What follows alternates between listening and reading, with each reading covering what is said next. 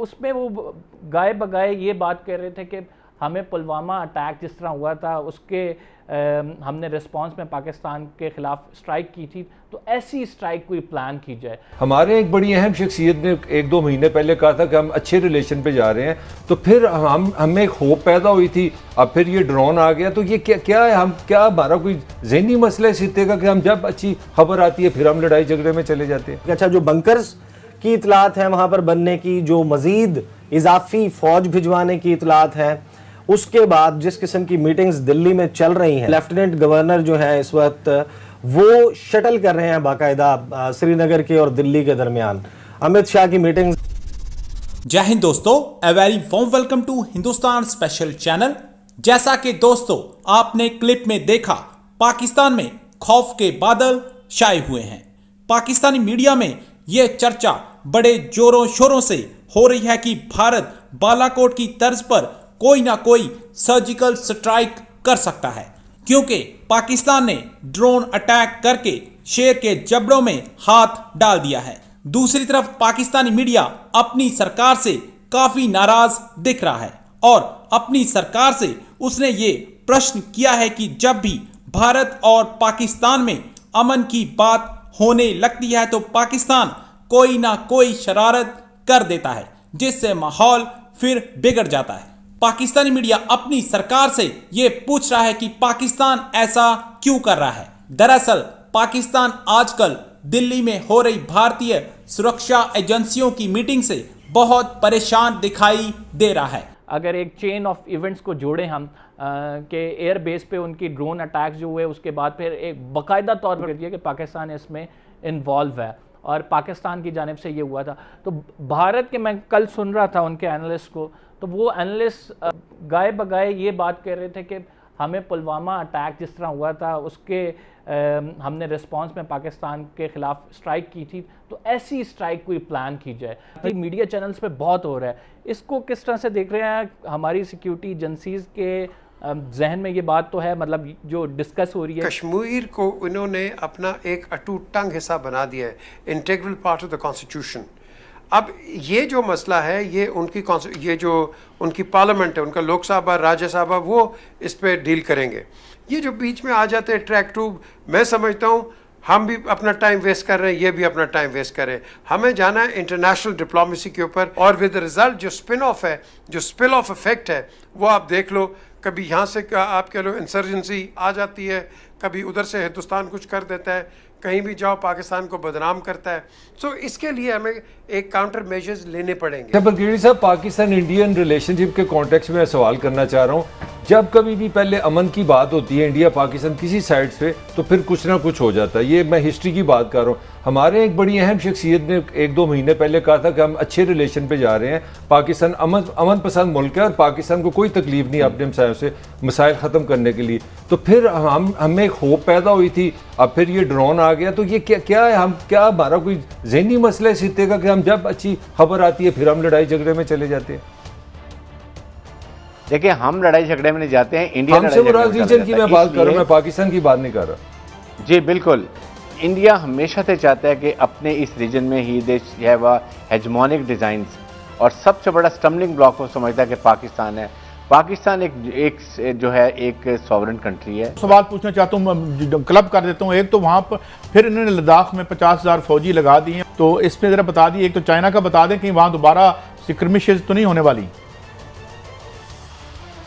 नहीं, देखें, वहाँ पर बेसिकली यही लेकर गए थे, 7-8 हज़ार फौजी लेके थे कश्मीर में, लेके चले गए, इसलिए कि वो अब चाह रहे थे कि किसी तरीके से भी जब हम ये कर रहे हैं, कॉन्फ्रेंस कर रहे हैं, वहाँ पर कोई प्रॉब्लम ना हो, और ये डिलिमिटेशन कर रहे हैं 7 कॉन्स्टिट्यूंसी में जहाँ पर मुसलमान मेजॉरिटी है, वहाँ हिंदुओं को और 7 सीटें देना चाहते हैं, ताकि इनकी तकरीबन कश्मीरियों की हिंदुओं की सीटें बराबर हो जाए। अभी इस वक्त 46-37 है, 7 और होंगी तो 44-46 हो जाएंगी, जो कि बड़ी खतरनाक सिचुएशन है। इस वजह से ये करना चाहते हैं।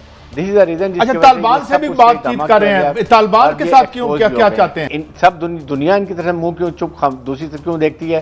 क्योंकि आपके सामने क्वाड ग्रुप बना है, जिन्हें ऑस्ट्रेलिया, जापान, इंडिया और ये अमेरिका है।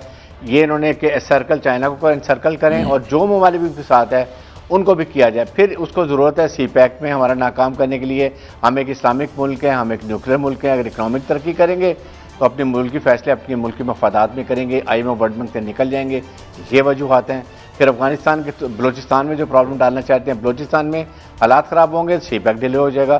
तो ये मल्टी रीज़न है। ऑफ कोर्स तजारत इज़ अ सेपरेट इशू। इस वक्त पाकिस्तान में सूरत हाल ये बन रही है कि जो मशरकी सरहद है, जो मगरबी सरहद है, दोनों सरहदों के ऊपर मसाइल जो हैं वो अब जो जम्मू हमला हुआ है, अच्छा जो बंकर्स की इतलात है वहाँ पर बनने की, जो मज़ीद इजाफी फ़ौज भिजवाने की इतलात है, उसके बाद जिस किस्म की मीटिंग्स दिल्ली में चल रही हैं, एक तो मीटिंग APC है जो हमने देखी है, उसका जो उससे पहले होती रही हैं और उसके बाद हुई हैं, उनके लेफ्टिनेंट गवर्नर जो हैं इस वक्त वो शटल कर रहे हैं बाकायदा श्रीनगर के और दिल्ली के दरमियान अमित शाह की मीटिंग। जाहिर है कि परेशानी तो बढ़ेगी ना। आप अगर 5 अगस्त 2019 के बाद से ऐलान क्या किया गया था, ये इकदाम उठाए गए हैं कि मकबूजा जम्मू कश्मीर में प्रॉस्पेरिटी आएगी। पाकिस्तान के पास ऑप्शंस क्या देखें, ये जो बैकडोर की बात चल रही है, बैकडोर के ऊपर राब्ते होते हैं, लेकिन जब आप उन चैनल्स को फॉर्मलाइज करते हैं, जब आप 2 तरफा मुज़ाकरात का आगाज करते हैं, उससे पहले अगर पाकिस्तान कुछ ले सकता है भारत से सारे मामले पर तो ले सकता है।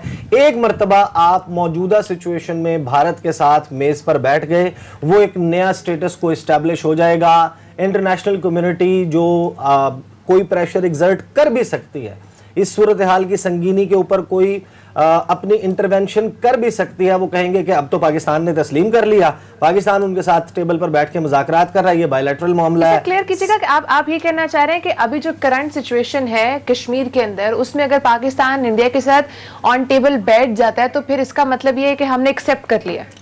एक्सेप्ट इन अ सेंस कि आप मौजूदा सूरत हाल के तनाजुर में भी भारत के साथ बैठने के लिए तैयार हैं और बैठकर इसके ऊपर बातचीत करने के, तो जो नया स्टेटस को आपके सामने 5 अगस्त के बाद से जो इस वक्त सिचुएशन मौजूद है, आपने उसको इस काबिल जरूर समझ लिया कि आप ये पाकिस्तान प्री कंडीशंस ना हुई तो हम नहीं बैठेंगे। अब देखें ना नकवी साहब, मारिया, ये देखें कि जो इनकी हर मर्तबा वो जो 6-7 सीटें वो जो हिंदू अक्सरियत वाले इलाकों से रह जाती है ना, अब ये उनकी जो कॉन्स्टिट्यूएंसीज हैं वो तब्दील करके ये 6-7 का मार्जिन निकालना चाहते हैं कि वहां पर जो क्योंकि वहां हुकूमत बेशक उनके कठपुतली की बने, वो होता मुसलमान ही है, तो ये अब ये जो डेमोग्राफिक चेंजेस और ये सारी बातें हैं ना उस पर वो कर रहे हैं। जहां तक ताल्लुक है ना बैकडोर का, और आपने जो नकवी साहब से पूछा भी कि बैठना जो है क्या उनका जो अपना मौकफ हारना है, या देखिए बैकडोर का मकसद ये है,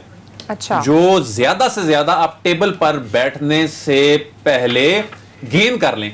जब आप बैठ जाते हैं ना फिर आपके पास मार्जिन बड़ा कम रह जाता है, तो जितना आप बैकडोर में उनको मजबूर कर लें, बैकडोर में भी अगर ज्यादा से ज्यादा पाकिस्तान गेन करने में जितना गेन करना है यही करना है, उसके बाद जब बैठ जाएंगे उसके बाद तो फॉर्मलाइज होनी है चीजें।